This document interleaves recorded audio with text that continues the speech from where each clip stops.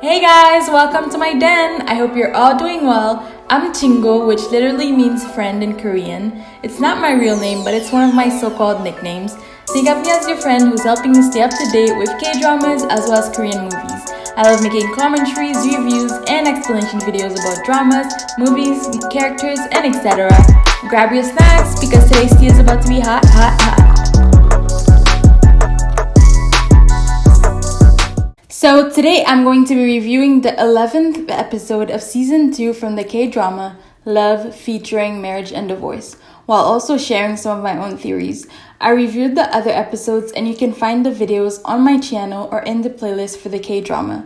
The link will be in the description box. This episode was a roller coaster of emotions, and I feel like the other episodes will be the same. The interrogation between Ami, Pyong, Yu-shin, and Dongmi was very tense. Yu-shin kept trying to shield Ami from the other two women as if they were trying to hurt the poor little Ami. I find Ami to be quite manipulative in a way. She tries to seem pitiful in other people's eyes.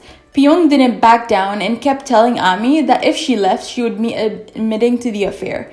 But in the end, Ami left because Yu-shin told her to go.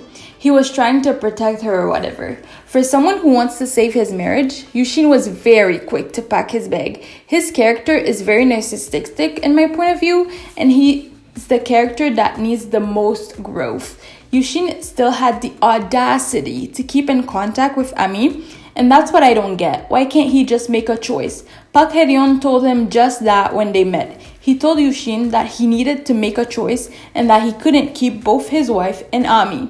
Honestly though, even if he chose Pyong, I hope she will still leave him. But yeah, it's just very weird to me why people can't be content with having just one significant other. Both Yu-shin and Ami still haven't grasped the situation, and they both keep trying to victimize themselves, and it annoys me so much when they do that. They want the other characters to pity them even though they are in the wrong. Ami finally met her dad, and I sure hope he and her mom can give this girl a reality check. She doesn't seem to understand the weight of what she has done. I think Ami also doesn't want to think of it as her being a homewrecker. She wants to think that it was all for the sake of love. I think Ami needs help because she was willing to go as far as hurting herself after the breakup with Yu-shin. And right now, she seems ready to do next level crazy stuff just to be with him.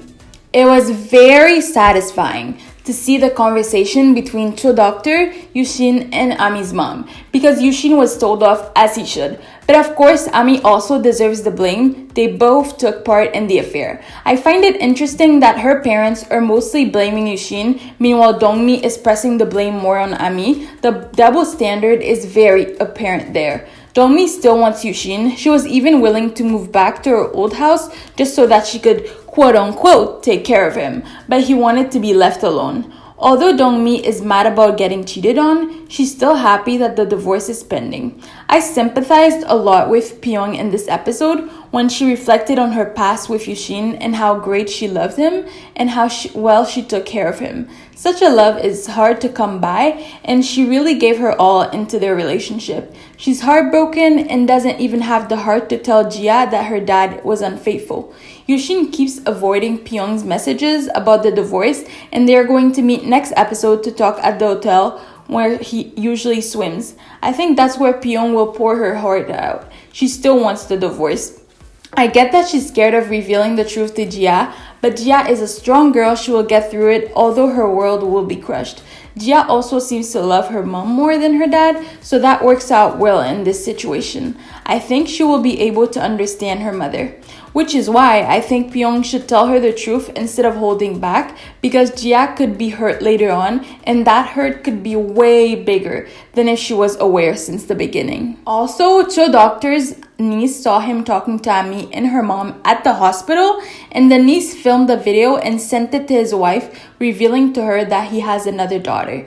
This is going to get very messy. In a way, I feel bad for him, but I think a good way to prevent this would have been to tell his wife since he learned of it all, but he was also still digesting what he had learned. It's all very complicated, to be honest. The dead dad seems to be pretty perverted, not gonna lie. I get he's dead and so he's going around swimming naked, but he seems to be into touching girls or at least eyeing them. I'm saying this because I'm remembering the last episode where he was eyeing a girl at the pool, and also in this episode where he touched a girl. I think he touched her since she told Dongma that she felt a chill, but who knows, I could be reaching. Soban and Sion had a pretty great conversation in my opinion, very authentic. If I didn't know anything about what had happened, I would have shipped Soban and Songwon.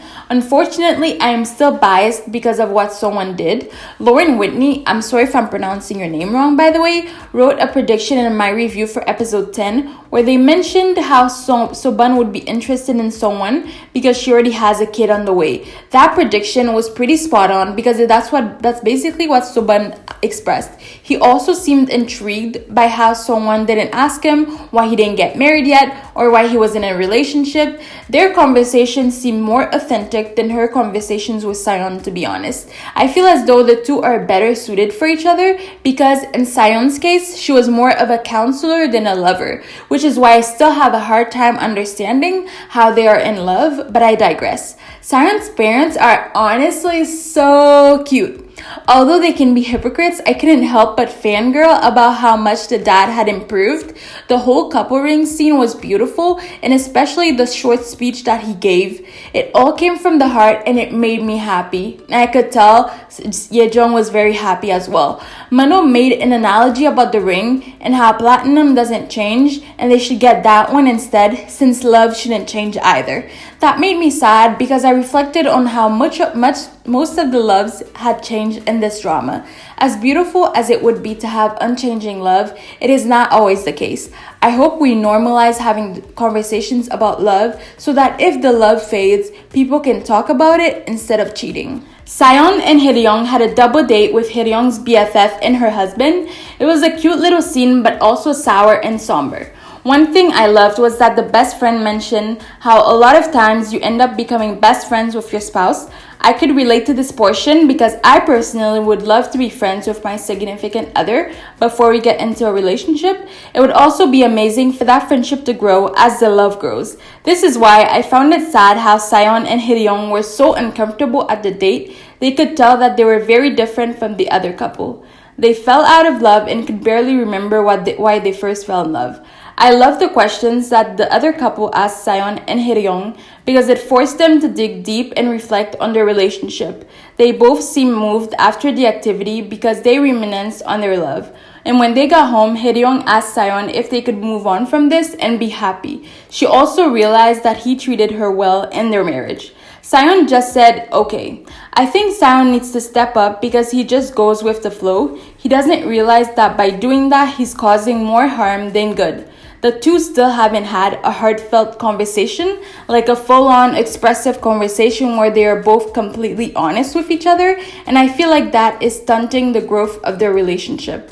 If they really want to move on, they will have to talk. Sion doesn't seem to want to move on, and yet he doesn't have the strength to tell Hyeryong that. I truly don't know what the outcome will be for this couple. Shiyun met with Yu-shin, and I honestly don't understand what he was expecting. Did he really think Shiyun was going to help him get back with Pyong? Did he think Shiyun would convince her? One thing I loved about this scene though was how Shiyun remembered that no one is perfect. She used to always compare her ex with Yu-shin, and now she realizes that anyone can be unfaithful. I just hope that she doesn't get in the trap where she starts thinking that all men are like this and that all men are trash. That would not do justice to all the good men that are in fact out there. That's a pretty toxic mentality in my point of view. I also wanted to mention how I love Shiyun's questions for Yu-shin. She hit him with all the hard questions. Even her ex tried to do the same with Yu-shin. Shiyun seemed to already know that Pyong wouldn't go out of her way to share what is happening in her household, and I love that she didn't press Pyong about everything.